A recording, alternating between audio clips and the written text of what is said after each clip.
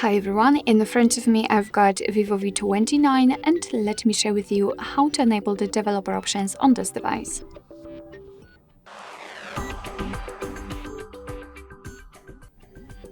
So let's start with opening the settings, and here, of course, in the general settings, we have to scroll down to the very bottom to find About Phone. Now we have to localize a special number which is called build number, and it can be in the in the software information. So let's enter, and as you can see, the build number is right here. All we have to do right now is to keep tapping on it until you'll see that you're in the developer mode.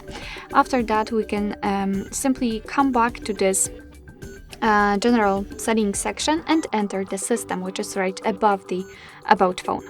Now let's tap on the developer options, and as you can see right here, we've got plenty of advanced settings which we can customize. So for example, we can force RTL layout direction, we can show layout bounds, we can show pointer location or visual feedback for tabs, which is usually applied in the screen recorder option.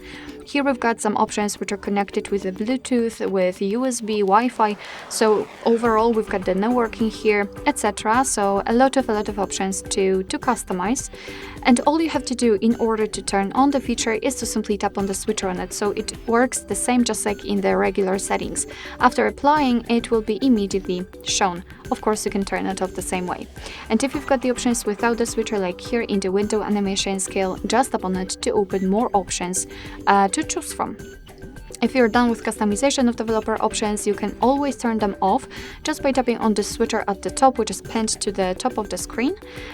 Just tap on it, and as you can see, most of the options will be inactive. And after getting back to the system settings, they should disappear immediately.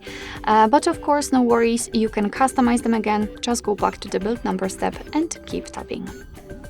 Alright, so that will be all. Thank you so much for watching. I hope that this video was helpful, and if it was, please hit the subscribe button and leave the thumbs up.